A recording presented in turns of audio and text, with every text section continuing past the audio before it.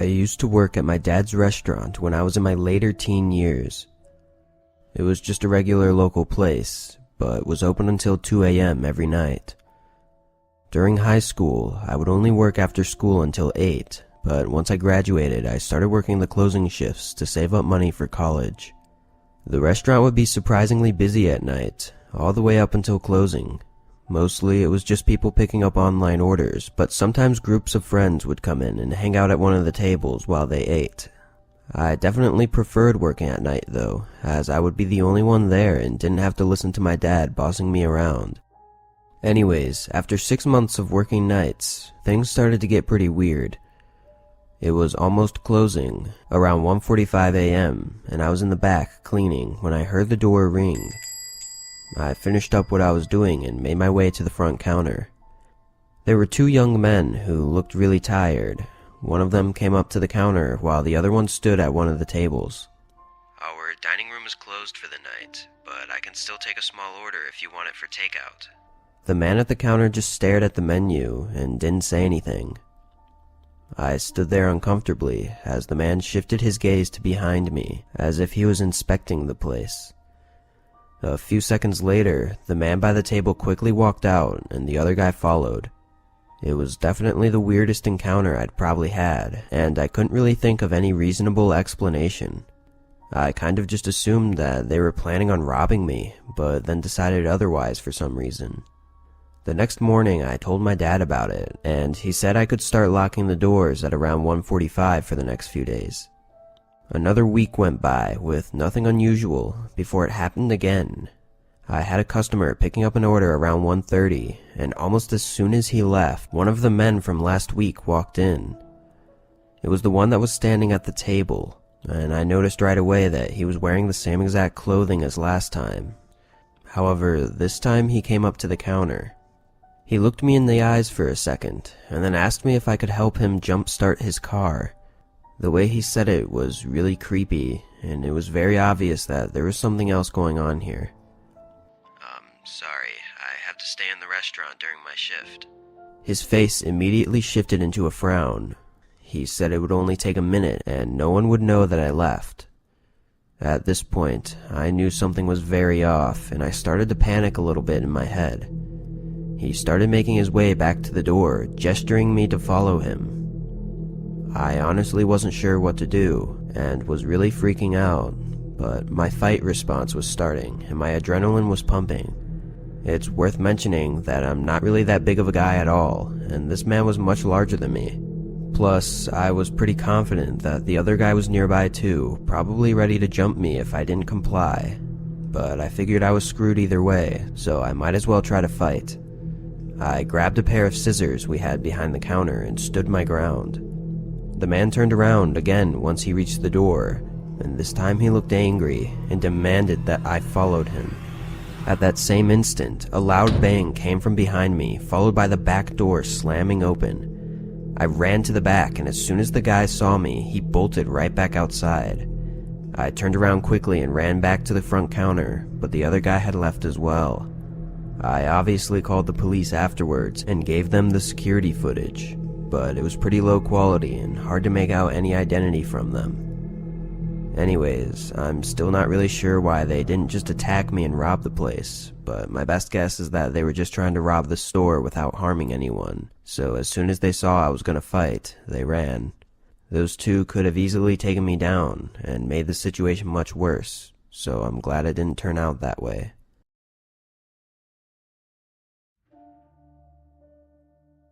I lived in a small apartment for most of my 20s, as it was all that I could afford since I lived alone. My complex was small and only had 6 total apartments in it. Most of the people living there were older and retired, and kept to themselves. I actually liked the fact that I didn't have to interact with any of them every time that I needed to go in or out of the complex, as I'm usually in a rush or just not in the mood to socialize. Anyways, I lived on the top floor, and the room across from me had an old couple living there for almost 2 years before they moved out. I never talked to them, so I didn't really care, to be honest. But several months go by before someone new moves in, and another 2 weeks went by before I actually met them. I was getting ready for work one morning and preparing my packed lunch when I hear the neighbor's door open. I didn't think much of it until another minute went by and I realized that I never heard the door close. I finished getting ready and put my shoes on, then opened my door to leave. I immediately noticed that the neighbor's door was still open, and a tall man in his 40s or 50s was standing right outside the door facing me. He smiled and introduced himself. I faked a short smile and told him my name, then said I had to go to work and began walking past him. But as I started down the stairs, he asked me to come in for a little bit and have breakfast with him. This was really weird, as I had just told him that I needed to go to work. But I just said sorry and continued down the stairs and out of the complex. While I was at work that day, I thought about how strange the interaction was. Thankfully, when I got back home, I was able to get into my apartment without any interactions. But the next morning, I woke up to a knock at the front door. I was really annoyed because I had work today and now I was up early, but I quickly got dressed and opened the front door. My neighbor was there, but strangely he was standing right in front of his open door again. He asked me to join him for breakfast again, to which I obviously declined and told him in a more aggressive manner to not knock on my door so early. The man didn't seem very happy about my answer and just kinda stood there. Then he said that I didn't have to leave for work for a while and I had enough time to eat with him. I knew that there was something wrong with this guy, as there was a lot about that response that was creepy. I firmly said no and then backed away and closed my door, making sure to lock it. Again, the more I thought about this guy, the more creepy and disturbing the interactions seemed. The rest of the day went by as usual though, and I got home around 6. I made some dinner and watched a movie, then got ready for bed around 11. I laid in bed for a while, thinking about my creepy neighbor and wondering what to do about it. I decided that if anything else happens, I'd contact the owner of the complex and have him talk to the guy. Then I leaned over and turned off my lamp and tried to fall asleep. But a few minutes later, I heard the neighbor's door creak open. I waited silently, listening to what the guy was doing, but I couldn't hear anything else. Again though, I never heard the door close. I was pretty nervous, unsure of what the man could possibly be doing this late at night. Eventually though, I drifted asleep due to not hearing any further noises for over an hour. I'm not sure how long I slept before a loud knock at the door woke me up. But these knocks didn't come from my front door. They were at my bedroom door. I shot up, completely terrified, and turned on the lights. The only thing I had to defend myself with was a small screwdriver on my nightstand. I grabbed it and stood next to my bed, shaking in fear, before picking up my phone and calling 911. When they arrived at the front door, I quickly got out of my room and opened it. I was surprised the door was even shut, but I told the officers everything and all about my suspicions of the neighbor. Unfortunately though, there was no real evidence of a break-in, and they couldn't do much at all. I knew what I heard was real though, and I did not feel safe in my apartment anymore. I called my sister later that day, and she agreed to let me stay at her place for a few days. Those days went by quicker than I hoped though, and I started driving back to my apartment on Saturday evening.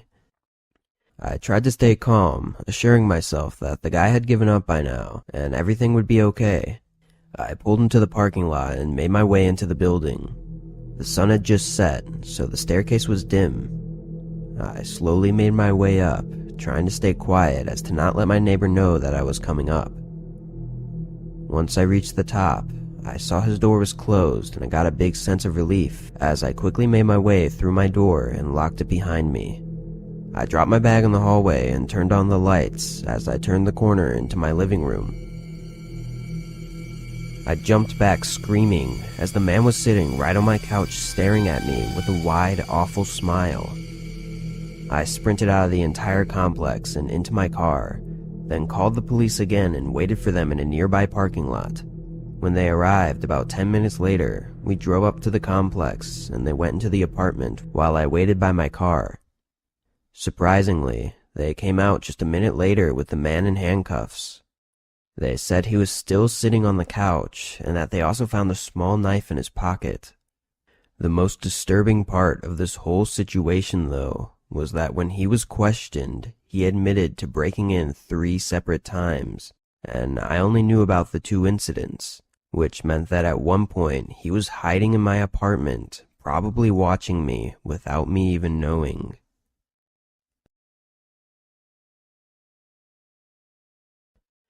I have a little Jack Russell dog named Maggie, and she has a lot of energy, so when we go for walks, it's not uncommon for them to spread to the 2-hour mark.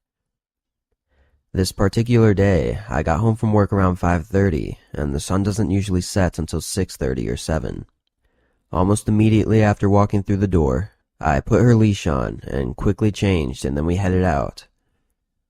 The walk went as usual, as Maggie just took me in whichever direction she wanted to walk in. Things didn't start to take a turn until about an hour in, when the sun was almost fully down, and unfortunately for me, I had walked further than I'd realized. If you take your dog for long walks, you know how easy it is to zone out, especially if your dog rarely stops to sniff.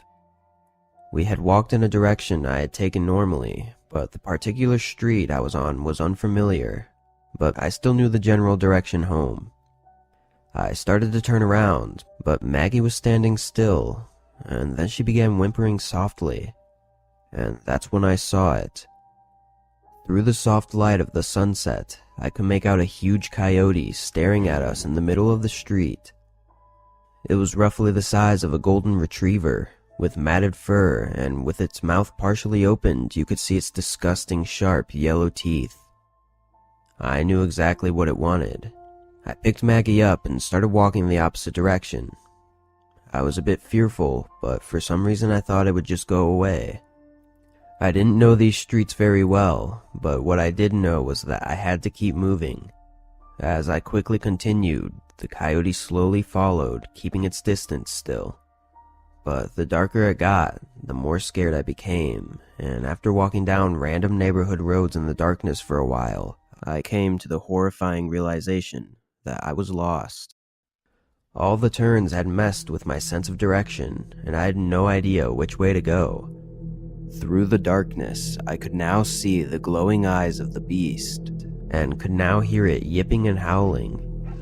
As I walked further through the dark neighborhood streets, every few minutes another set of glowing eyes would appear behind me, and even more, louder howls. I could tell they were getting closer too. I was absolutely terrified at this point, trying to hold back my tears as I was panicking and fearing for both mine and my dog's life. Every once in a while, I'd pass a streetlight and look behind me, revealing the entire pack walking slowly with their heads down, watching my every move. After almost 45 minutes of being followed, I began tiring, and I knew I was far from the safety of my home. Maggie began whimpering louder too, which made me even more emotional as I knew that she was aware of what may soon happen. The howling and yipping became more frequent, growing louder and closer. I looked back one more time to see all of their eyes staring at me from only 30 to 40 feet away. But suddenly and strangely, they all began to separate, moving to the sides of the road. A few moments later, a small car slowly makes its way between the crowd of coyotes and stops right next to me. A lady rolls down her window and asked me if I needed help. I was so thankful for her and told her to please take me home. There are almost no circumstances in which I would willingly get into a stranger's car, but I really had no other choice. The lady was really nice and seemed terrified for me. I was crying at this point, knowing I had just been moments away from a grueling attack. She kindly dropped me off at my house, which was almost 20 minutes from where she picked me up. I live in a nice neighborhood, one where you don't have to worry about your house being broken into or carjackings. The only growing problem in our neighborhood, and many neighboring ones as well, is coyotes. It's been a few years since this incident happened to me, and as time went on, there became more and more showing up around town, getting bigger and stronger. The public knows to be cautious, especially in parks where there are tons of trees and places for them to make home. Signs were put up letting people know of the popular areas where anywhere between 3 and 20 have been spotted. There have been news stories coming out, such as groups of coyotes leaping over fences and taking small dogs, and larger animals being found torn apart in kids' parks. Very sad stories, and some even a little scary. But you never think of coyotes as being an immediate danger until you're being followed in the middle of the night by a pack of the hungry and merciless.